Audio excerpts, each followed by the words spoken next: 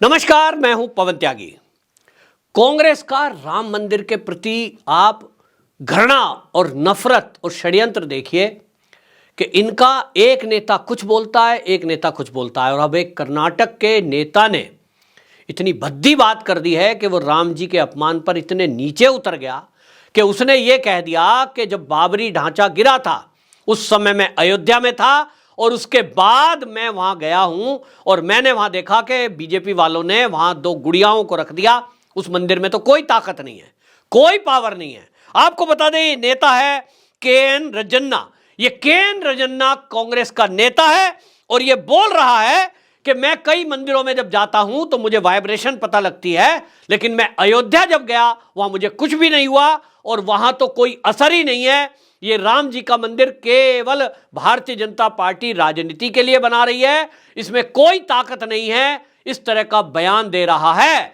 ये वही कांग्रेस है जो कहती है कि इस देश पर पहला हक मुसलमानों का है। ये वही कांग्रेस के नेता हैं और ये वही कांग्रेस है जो देश के दो टुकड़े करा देती है धर्म के आधार पर, लेकिन वक्फ बोर्ड बनाकर अरबों रुपए की जमीन एक विशेष धर्म वालों को सौंप देती है।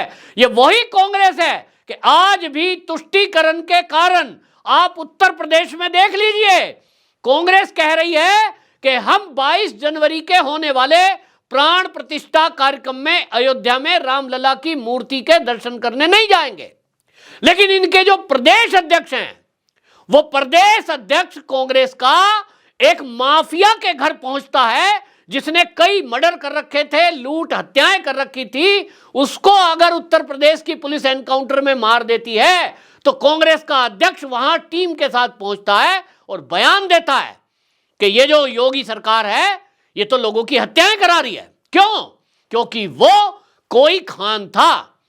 अगर वो हिंदू होता तो ये कतई ना जाते। इनको केवल अब तुष्टीकरण सूझ रहा है और इसलिए पूरी कांग्रेस ने ये बहिष्कार कर दिया है 22 जनवरी का अयोध्या में रामलला की मूर्ति की प्राण प्रतिष्ठा का। और जब इनसे कोई पूछता है तो राहुल गांधी कहते हैं ये आरएसएस बीजेपी का कार्यक्रम है इसलिए हम नहीं जाएंगे। लेकिन सुप्रिया श्रीनेत और कई कांग्रेसी प्रदेश का अध्यक्ष यूपी का वो ढोंग करने अयोध्या में जाते हैं। मैं बिल्कुल स्पष्ट कह रहा हूं, क्योंकि अगर आपके पार्टी के नेता कह रहे हैं कि वहां तो दो गुड़िया रखी हैं जिनमें कोई असर नहीं है, वहां बाबरी मस्जिद थी, आज भी आपका नेता यह बयान दे रहा है कि वो बाबरी मस्जिद थी, बाबरी ढांचा नहीं बोल रहा है। इसका मतलब समझिए कि आपकी मानसिकता क्या है। आप ये कह रहे हैं कि राम के मंदिर में आपको कोई वाइब्रेशन नहीं होती, वो केवल गुड्डे और गुड़िया हैं। तो मंदिरों में गुड्डे और गुड़िया हैं तो मस्जिदों में क्या है? वहां आपको वाइब्रेशन होती है, गिरजाघर में आपको वाइब्रेशन होती है।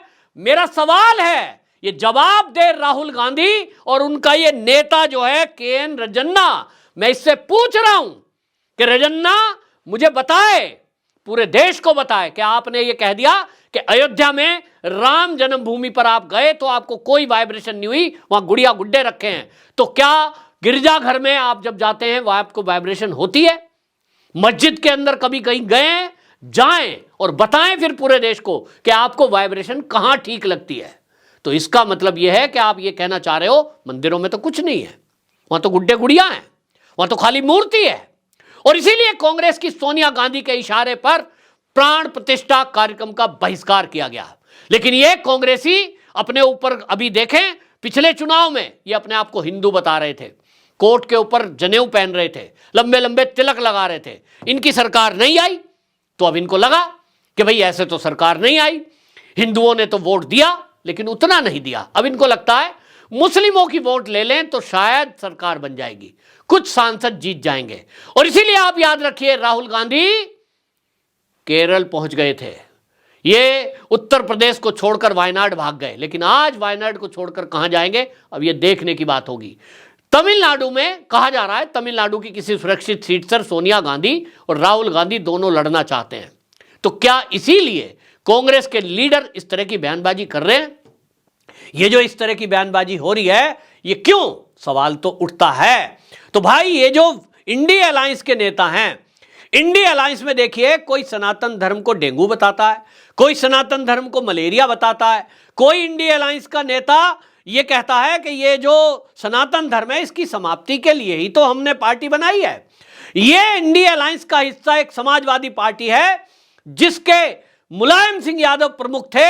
उन्होंने निहत्थे कार सेवकों पर जिस तरह गोली चलाई, आप कोठारी बंधुओं की जो बहन इस समय है, उनकी बहन का बयान देखिए, मीडिया में है। कार सेवक आज मीडिया में बयान दे रहे हैं और बता रहे हैं किस तरह से गलियों में घर घर से खींच खींच कर बाहर निकालकर सिर पर बंदूक रख के गोली चलाई गई मुलायम सिंह के इशारे पर।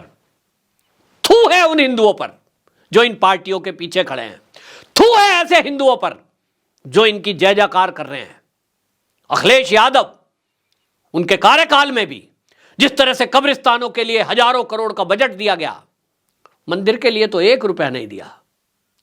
गाय के काटने वालों को, गाय को मारकर खाने वालों को, गौवंश की हत्या करने वालों को कोई उन्होंने सजा देने का काम नहीं किया।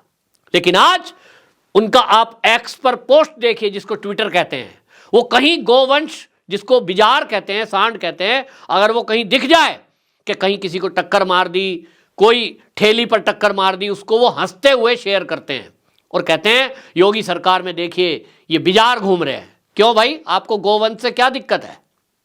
गाय के मांस को मारकर गाय माता को खाने वालों से आपको कोई प्रॉब्लम नहीं है।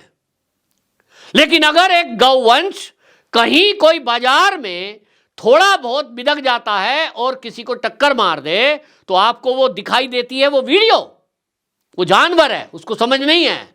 लेकिन यहां उत्तर प्रदेश में जब आपकी सरकारें थी तो एक वर्ग ऐसा था जो जिहादी नारे लगाते हुए कहीं राम यात्रा पर हमला करता था, कहीं मंदिरों पर हमला करता था, कहीं बच्चियों को लव जिहाद का शिकार बनाता था। आपके मुंह से एक शब्द नहीं फूटता था और आप कहते थे हमारी सरकार तो इनके साथ खड़ी है। आपके पिताश्री मुलायम सिंह यादव स्वर्गीय हो गए, अब पता नहीं स्वर्गीय हुए हैं कि नरकीय हुए हैं, मुझे पता नहीं, मैं इसका जानकार नहीं हूं। लेकिन जहां भी होंगे वो धरती पर नहीं है। वो क्या कह रहे थे? आदेश थे उनके, भाषण मैंने सुना अभी सोशल मीडिया पे कि मेरा आदेश है मुसलमानों को हर थाने में नियुक्ति दी जाए। इस तरह का तुष्टीकरण, और ये इंडिया अलायंस मोदी को हराने के लिए चला है। इनकी मंशा है कि सारे इकट्ठे हो जाओ, सनातन को गाली दो, हिंदू को गाली दो, हिंदुत्व को गाली दो, राम मंदिर का बहिष्कार करो। राम मंदिर में कुछ भी नहीं है, वहां तो गुड्डे गुड़िया है, वहां तो खाली मूर्ति है, उसका बहिष्कार कराओ, उसको इतना बदनाम कर दो कि वो तो आरएसएस और बीजेपी का मंदिर है। इनको यह नहीं पता कि वो जो मंदिर है उसमें पूरा देश ही नहीं दुनिया के सनातनियों ने अपना सहयोग दिया है, चाहे वो शिलाओं के रूप में, चाहे वो दान के रूप में, और सबकी आस्था जुड़ी है। आज पूरी दुनिया का हिंदू 22 जनवरी का प्रतीक्षा कर रहा है, इंतजार कर रहा है। एक ऐसी भव्य दिवाली पूरे देश और दुनिया में मनने जा रही है जैसी कभी इतिहास में नहीं मनी।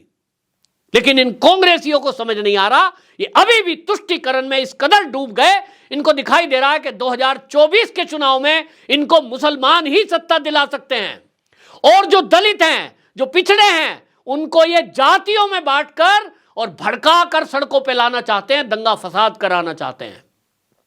हिंदुओं, इनकी चाल में मत आना। कोई राम भक्तों पर गोली चलवाने वाला है, कोई सनातन को डेंगू मलेरिया बताने वाला है, कोई राम मंदिर का विरोध कर रहा है, सारे दल मिलकर के ये राम द्रोही है, हिंदू द्रोही है, सनातन द्रोही है। इनको पहचान करो। हिंदुओं, अगर आज नहीं जागे तो आने वाली पीढ़ियां कल कहेंगी कि तुमको सोशल मीडिया के माध्यम से इतनी जानकारी दी, पवन त्यागी नाम के पत्रकार ने इतनी जानकारियां तुमको दी, तुमको बताया, जगाया, लेकिन तुम फिर भी समाजवादी पार्टी, आम आदमी पार्टी और ये जो कांग्रेस है इसके पीछे झंडा लेके चलते रहे, जिंदाबाद जिंदाबाद करते रहे। उन्हीं को वोट देते रहे जिन्होंने इस देश की जड़ों में मट्ठा डालने का काम किया और सनातनियों का नुकसान किया, राम मंदिर का अपमान किया, श्री कृष्ण भगवान का अपमान किया। और इसलिए सतर्क रहिए। और आपको लगता है कि इस तरह की वीडियो पूरे देश में प्रसारित हो जानी चाहिए क्योंकि ओवैसी एक विशेष धर्म का व्यक्ति है, यदि वो राम के विरोध में बोले समझ में आता है, लेकिन ये बोलें जिनके नाम में हिंदू लगा है, ये कहीं ना कहीं दोगले हैं। इन सब की पहचान होना जरूरी है। और आप जाग जाइए, 2024 में फिर से एक बार मोदी को सत्ता में लाना है, फिर इन जैसे लोगों का इलाज होना जरूरी है, इन सबकी जांच होनी चाहिए। हमारे राम जी का अपमान करने को लेकर इनके ऊपर कार्रवाई भी होनी चाहिए कि आपकी हिम्मत कैसे हुई, आपने हमारे मंदिर में रामलला विराजमान है, भले ही अभी तक टेंट में थे, आपने कैसे कह दिया कि वहां कुछ भी नहीं है, वो तो बीजेपी आरएसएस का है और वहां तो गुड्डे गुड़ियां हैं।